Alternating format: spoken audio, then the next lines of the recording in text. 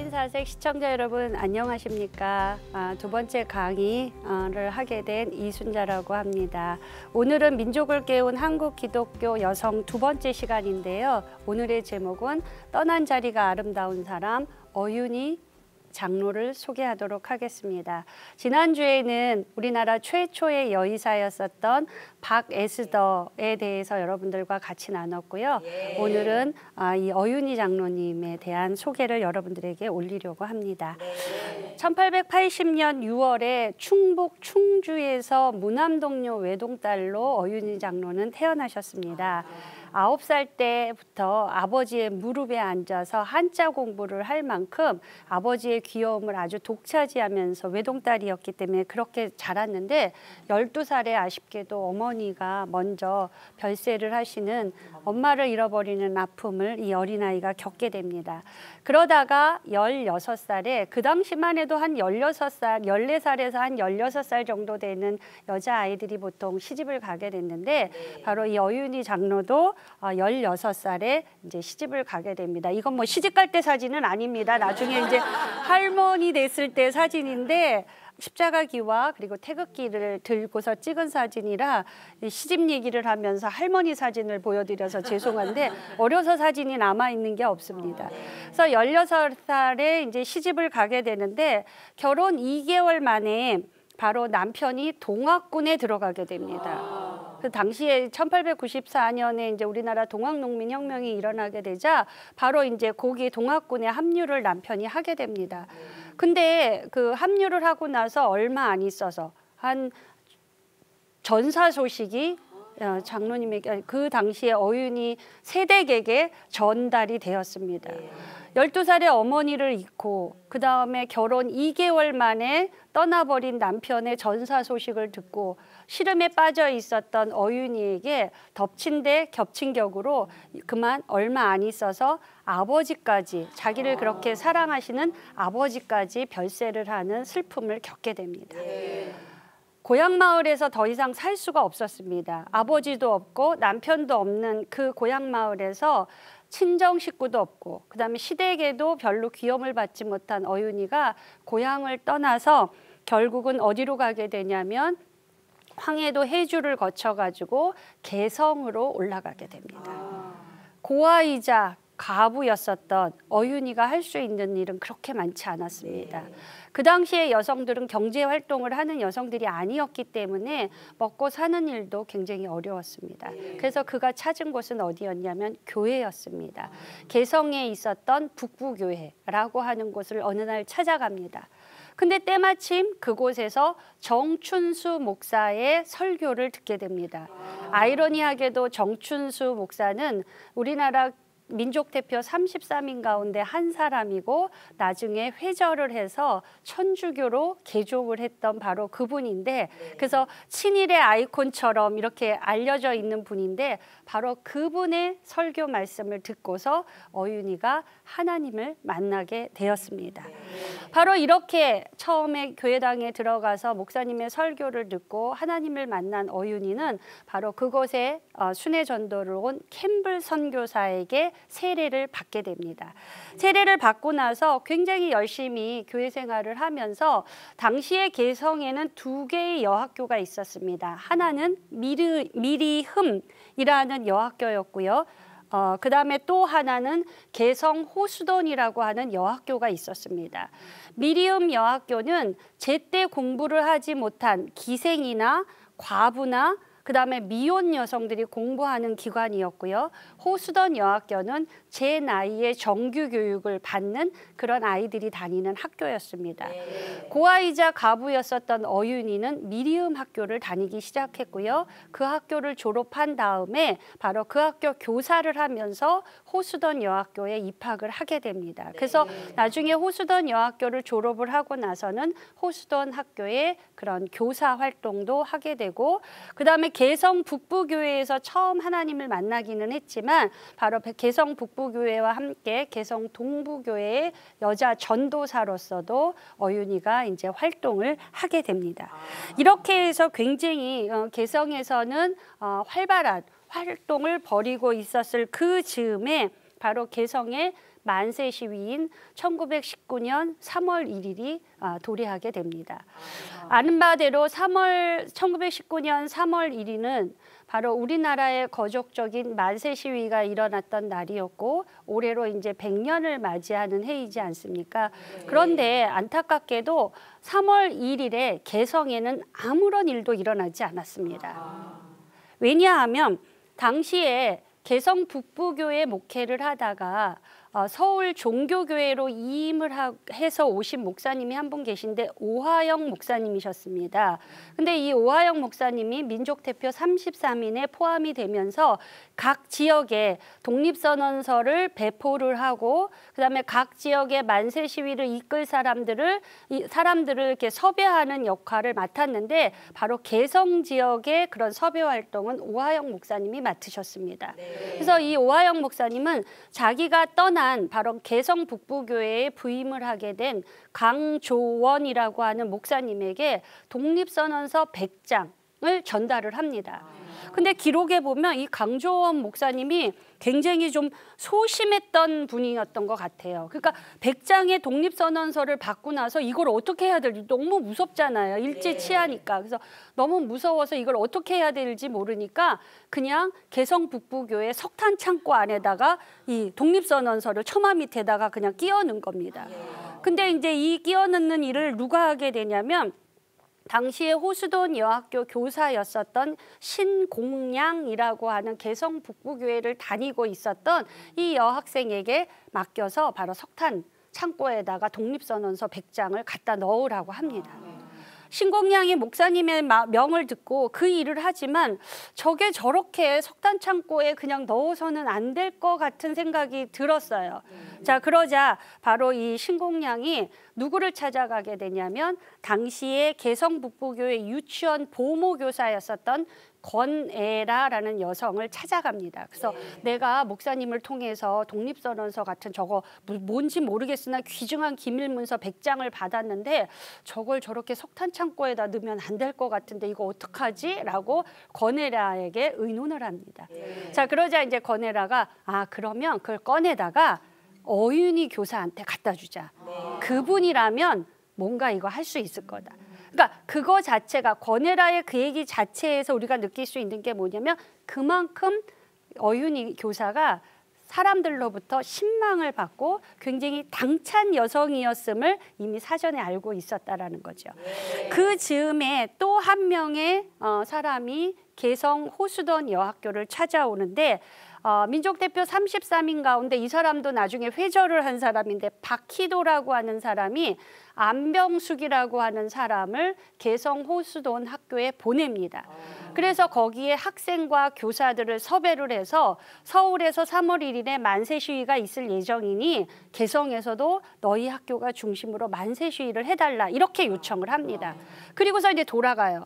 그러니까 개성 호수던 여학교 교사와 학생들도 너무 두렵고 떨리는데 이거를 우리끼리 어떻게 하지 하다가 어윤희 선생님이라면 분명히 우리에게 힘이 되어줄 거야 라고 이야기를 하고서 어윤희를 찾아가서 의논을 합니다. 그러니까 어윤희는 양쪽에서 그런 요청을 이제 받은 거예요. 당연히 어윤희 선생님은 이 부분을 오케이 합니다. 그래서 3월 1일에는 만세 시위가 일어나지 않았지만 바로 3월 3일에 개성에서 만세 시위가 일어나게 됩니다. 개성의 만세 시위는 호수돈 여학교의 교사와 그리고 학생들, 어윤희를 중심으로 한 호수돈 여학교의 교사와 학생들이 중심이 되어서 만세 시위가 일어나게 됐는데 아마 호수돈 여학교는 만월정이라고 하는 언덕 위에 있었습니다. 그러니까 언덕 위에 있었던 학교에서 학생들과 어윤희가 앞장서 가지고 한 손에는 태극기를 그리고 한 손에는 가위를 들고서 언덕에서부터 만세 시위를 하면서 이제 내려오기 시작을 한 겁니다. 가위를 왜 들고 내려왔을까요? 바로 그 중간에 고려정이라고 하는 곳이 있었는데 고려정 정자가 있었는데 거기에 개성 한영서원이라는 남자 학교가 있었습니다. 근데 이 한영서원은 윤치호가 교장을 맡고 있었는데 윤치호는 처음에 민족대표 33인을 섭외할 때 윤치호에게 가서 민족대표에 참여해달라고 이렇게 얘기를 했었습니다. 근데 윤치호는 그렇게 해서 조선이 독립될 것 같지 않으니까 민족대표를 수락하지 않았습니다. 그리고 나서는 학교로 돌아가서 바로 이 한영서원의 교사와 학생들을 단도리 했습니다. 만세 시위 어떤 시위에도 참여하지 말아라. 이게 학교 교칙이었어요. 그러다 보니까 한영서원의 남학생들은 만세 시위에 참여를 안 한 거예요. 그러니까 개성 호수던 여학교의 교사와 학생 어윤이가 그 언덕을 내려오면서 한 손엔 태극기, 한 손엔 가위를 들고 가위질을 쩌걱쩌걱 하면서 야유를 보낸 거죠. 너희들 그럴 바에야 이런 거죠. 그러면서 조롱을 하면서 만세 시위를 해서 굉장히 대대적으로 학생들이 내려옵니다. 이 한영서원 남학생들이 얼마나 자존심이 상했을까요? 네, 남자이기를 포기하라니 이게 무슨 말입니까? 그래서 바로 이 학생들도 교장의 말을 듣지 않고 교사들과 학생들이 연합해서 3월 4일 개성 만세 시위를 대대적으로 벌이게 되고 이 만세 시위는 3월 말까지 개성에서 계속적으로 진행이 됩니다. 3월 3일 이 만세 시위가 끝나고 나서 어윤희 교사는 집으로 돌아옵니다. 집에 들어와서 저녁밥을 먹고 있는데 경찰이 들이닥쳤습니다. 당연하죠. 개성 만세 시위의 주동자가 어윤희 교사였으니까요. 자, 그러자 어윤희는 당차게 얘기합니다. 나 지금 밥 먹고 있으니 내가 밥 다 먹고 당신들 쫓아갈 테니 내 몸에 누가 나를 결박하겠는가? 좀 기다려라. 이렇게 아주 단호하게 얘기를 하고 아마 식사를 제대로 다 하신 것 같습니다. 식사 다 하시고 나서 당당하게 경찰을 따라 나섰습니다. 이때 가보니까 함께 만세 시위를 했던 신관빈이라고 하는 전도사도 그 감옥 안에 잡혀 들어와 있었습니다. 그런데 우리가 상상해 볼 수 있지 않습니까? 일제 시기였고요. 여성들이 독립운동을 하다가 경찰 앞에서 고문과 치조를 당한다라고 하면 구타만 당했겠습니까? 아니에요. 성희롱, 성추행 말도 못했습니다. 바로 경찰들은 여성들을 앞에다 놓고 취재하면서 자조하기도 하고 비웃기도 하고요. 옷을 벗기기도 하고요. 성희롱을 하기도 하고요. 뭐 여러 가지 일들을 했습니다. 자, 그렇게 하자 어윤이는 당당하게 얘기합니다. 너희들이 내 몸을 보기를 원하느냐? 그럼 내가 벗겠다. 니들이 벗기기 전에 내가 자진해서 벗겠다. 라고 하면서 옷을 훌훌 다 벗습니다. 경찰들 앞에서. 그러면서 얘기합니다. 자, 봐라. 내 몸이 너희들의 어머니랑 똑같지 않느냐? 너희들의 아내랑 똑같지 않느냐? 너희들이 무엇을 보길 원하느냐? 라고 하면서 경찰들을 호통을 치자 경찰들이 기겁을 해가지고 빨리 옷 입히라고. 네, 빨리 옷 입히라고. 뭐 이렇게 얘기할 정도로 아주 당당한 여성이었습니다. 자, 이렇게 해서 결국은 경성지방법원에서 징역 1년 6개월을 선고를 받고 당시에 이 정도면 민족대표의 형량과 비슷한 형량이었습니다. 그때 어윤이의 나이는 40살이었습니다. 이렇게 해서 결국은 어윤이가 어디로 넘어오게 되냐면 우리가 그 유명한 서대문 형무소 8호실 여성 감옥으로 옮겨지게 됩니다. 거기는 기도의 방이었습니다. 전국에서 독립운동을 하던 여자들이 모여 있었던 곳인데 기록에 보면요. 3.1운동 때 수감이 된 여성 가운데 70%에서 80% 정도가 기독교 여성들이었습니다. 그러면 기독교 여성들이 왜 이렇게 3.1운동에 많이 참여했느냐? 기독교 여성들은 신식 교육을 배우고요. 그다음에 교회의 목회자인 담임 목사님이 민족대표로 참여하셨던 교회들, 특히 예를 들어 뭐 유여대 목사님 같은 경우는 의주교회를 담임을 하셨거든요. 그러니까 뭐 이렇게 목사님이 만세 시위에 참여하면 교인들도 당연히 따라가는데 예나 지금이나 교회에는 남자보다 여자가 많죠. 네. 그다음에 이제 여학교 학생들이 교사들과 함께 만세 시위에 많이 참여했습니다. 그러다 보니까 이제 감옥 안에 이 서대문 8호실 감옥 안에 모여 있는 여성들은 대부분이 다 기독교 여성들이었습니다. 그래서 그곳은 바로 기도방이었는데 이곳에 누가 있게 되냐면 우리가 너무나 3.1 만세 운동 얘기하면 너무나 잘 아는 유관순 여사가 바로 서울에서 만세 시위를 하다가 휴교령이 내려지자 고향인 천안으로 내려가서 천안 아운의 장터에서 4월 2일 날 만세 시위를 해서 잡혀가지고 서울로 송치가 되어서 서대문 감옥으로 잡혀 들어오게 되는데, 바로 어윤희 장로와 이 유관순 여사가 한 방에서 이제 기거를 하게 됩니다. 어윤희 장로는 사진에서 보셨던 것처럼 외모가 아주 왜소하고 키가 자그만 160도 안 되셨다고 얘기합니다. 반면에 유관순 여사는 그거보단 좀 등치가 컸고요. 유관순은 그때 나이가 16살이었으니까 얼마나 식욕이 왕성할 때였습니까? 근데 어윤희는 그때 40살이었어요. 그러니까 항상 배가 고픈 거예요. 유관순 입장에서는 주는 밥이. 그러면 항상 어윤희 장로가 나는 금식을 해 하면서 자기의 밥을 덜어주거나 아예 다 주거나 해서 유관순을 먹였다는 이야기가 전해지고 있습니다. 또 유관순이 나가서 고문을 받고 힘들게 들어오면서 엉엉 울면서 감옥 안으로 들어오면 유관순을 꼭 끌어안고 엄마처럼 위로해주면서 견디자. 곧 지나갈 거다. 하나님이 우리와 함께 하시지 않니? 라고 하면서 위로를 하셨던 분이 바로 이 어윤희 장로님이셨습니다. 그때는 이제 장로는 아니었고 어윤희 교사였습니다. 이렇게 서대문 형무소 8호실은 여성 기독교인들의 옥중 투쟁 본부가 되었었습니다. 바로 1920년 3.1운동 1주년을 기념하는 그 기념식 만세 시위가 옥중에서 1920년 3월 1일에 일어나요. 그런데 그 옥중 만세 시위를 이끌었던 분이 누구냐면 바로 어윤희 교사였습니다.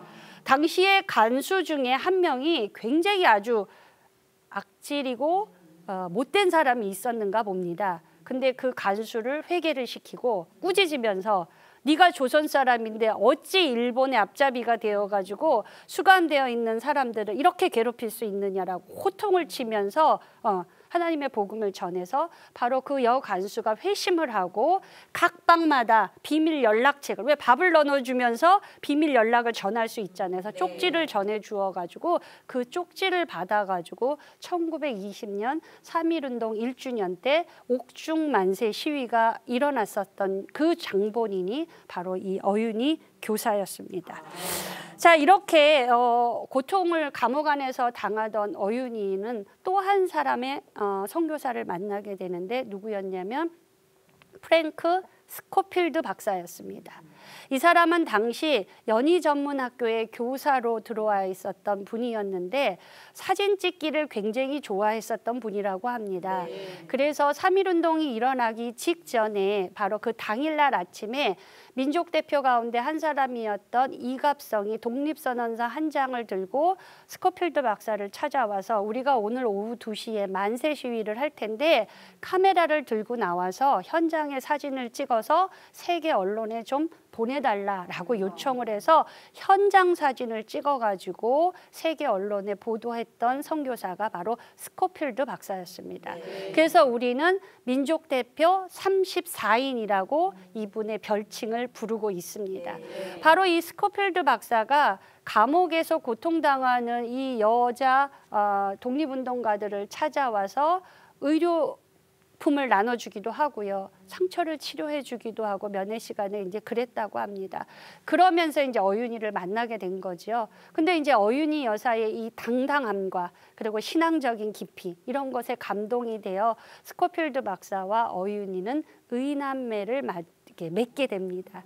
그리고 바로 당시 감옥 안에 있는 여성 독립운동가들의 고초와 고문과 그리고 투쟁 의식들을 기록으로 남기면서 그 노트가 꺼지지 않는 불꽃, Unquenchable Fire라고 하는 영문명으로 해서 그 당시의 생생한 기록을 이 스코필드 박사가 남깁니다. 그래서 굉장히 여윤이라고 하는 여성과 긴밀한 관계를 맺게 되죠. 감옥 생활을 다 마치고 나서 어윤이는 이제 출소를 하고 난 다음에 다시 개성으로 돌아갑니다. 그래서 1920년부터 시작해가지고 개성에서 여자 선교회 활동을 하게 되고요. 이거는 나중에 한국 감리교 여선교회의 전신이 되는데 바로 그 여선교회에서 부회장을 맡을 정도로 아주 활발한 활동을 하게 되고 1937년에 어윤이가 개성의 유지였었던 한철호와 그 다음에 오기환의 도움을 받아가지고요. 유린 보육원이라고 하는 고아원을 만듭니다. 그래서 이제 고아원에서 그런 그 고아들을 돌보는 일들을 하게 돼요. 당시에 고아원 원아였었던 봉옥선이라고 하는 사람이 대만으로 입양을 가게 되는데 그 입양 갔던 봉옥선이 어윤이가 돌아가시고 난 다음에 남긴 글입니다. 저희 할머니는 저의 동무들의 할머니와 다르다. 안락은자 앉아서 편안하게 있는 게 아니라 가장 고아원에서 어린아이들 7, 8명을 늘 방 안에 같이 데리고 주무시면서 밤에 3번, 4번씩 일어나서 아이들이 이불을 차고 자는지는 않는지 또 뭐 어떻게 구석에 처박혀서 자고 있지는 않는지 왜 우리 어머니들 보면 새벽에 일어나서 아이들 한 번씩 돌보지 않습니까? 그와 같이 한 방 안에서 아이들을 데리고 주무시면서 그렇게 아이들을 돌봤던 중국의 할머니들과는 다르다라고 하는 증언을 할 정도로 아주 인자한 어머니셨습니다. 그리고 이제 1961년에 중앙여자고등학교에서 3.1운동 선도자 찬화식을 이제 하게 되는데 그때 어윤이가 이런 이야기를 합니다. 사람이 세상에 나서 나라가 없으면 짐승만도 못하다. 개도 죽으면 개 임자가 와서 개값을 물어달라고 하는데 나라 잃은 백성이 죽으면 누구에게도 가서 그 목숨값을 청할 수가 없다라고 이야기하면서 독립정신 하나만은 잃지 말고 남북이 통일된 완전한 국가를 만들어야 된다. 남북이 통일된 완전한 국가. 바로 이게 어윤이 선생님이 꿈꾸었던 나라인 것 같습니다. 우리가 만들어야 될 나라이기도 하고요. 그러면서 젊은 학생들 나라를 위해 일 많이 하세요. 늙어지면 마음이 있어도 못합니다. 우리 열심히 다 같이 일합시다. 이때 이분의 나이가 거의 60대였습니다. 그렇게 그 당당한 목소리로 어린 여학생들 앞에서 그렇게 독려를 했다고 합니다. 자, 어윤이 여사는 이제 그 이후에도 남한으로 내려와서 서강감리교회에서 그 유린보육원을 계속하면서 학생들을 고아들을 돌보기 시작하다가 84세의 나이에 일생을 마감합니다. 그래도 좀 오래 사셨죠. 그래서 서강감리교회에서 장로 피택을 받고요. 그래서 지금 돌아가셨을 때 장로 어윤이 여사 기념비가 서강감리교회 마당에 지금도 한 켠에 있습니다. 어윤이 영전에 스코필드 박사가 이렇게 이야기를 합니다. 젊었을 때 여사가 가졌던 모든 것을 나라의 독립을 위하여 바쳤으며 노후에는 여사가 가졌던 모든 것을 하나님께 바쳐서 죽도록 충성을 하였다. 중요한 사업과 크나큰 관심은 오로지 고아들을 위한 것이었다. 아이들은 여사를 친어머니처럼 사랑하고 존경하였다. 어윤이 여사는 이 아이들을 밥만 먹인 것이 아니라요 신앙으로 교육을 시켰습니다. 어윤이가 가장 기뻐한 일이 뭐냐라고 어느 기자가 찾아가서 물어보니까 자기가 기르던 아이들이 좋은 집에 입양 가는 거. 가장 슬픈 일이 무엇이냐 그랬더니 아이들이 거짓말하고 못되게 하는 거. 그래서 그거를 돌이키게 하기 위해서 아이들을 데리고 날마다 새벽 기도를 하시고요. 서강감리교회 주일학교에 출석을 시키면서 아이들을 신앙으로 교육을 시켰습니다. 어윤이 장로님이 돌아가시고 난 다음에 바로 2개의 주머니를 발견했다고 합니다. 하나는 검정색, 하나는 하얀색이었는데요. 하얀색 주머니 안에는 교회에 바칠 헌금이 들어있었고요. 검정색 주머니에는 당신의 장례비를 마련해서 거기에다가 모아놓으셨다고 합니다.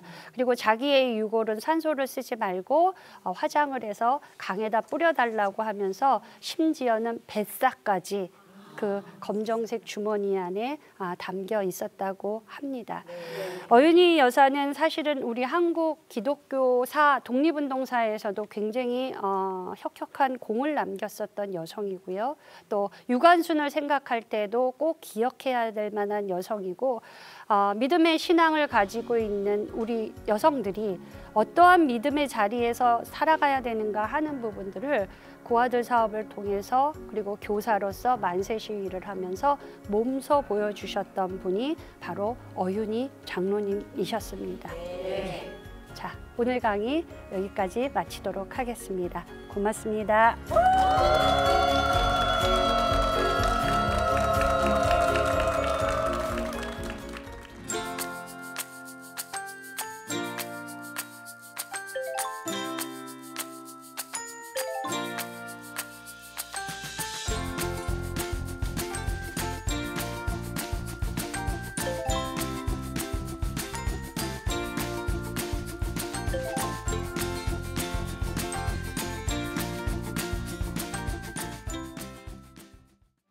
이 프로그램은 CTS 방송가족의 사랑과 후원으로 제작되었습니다.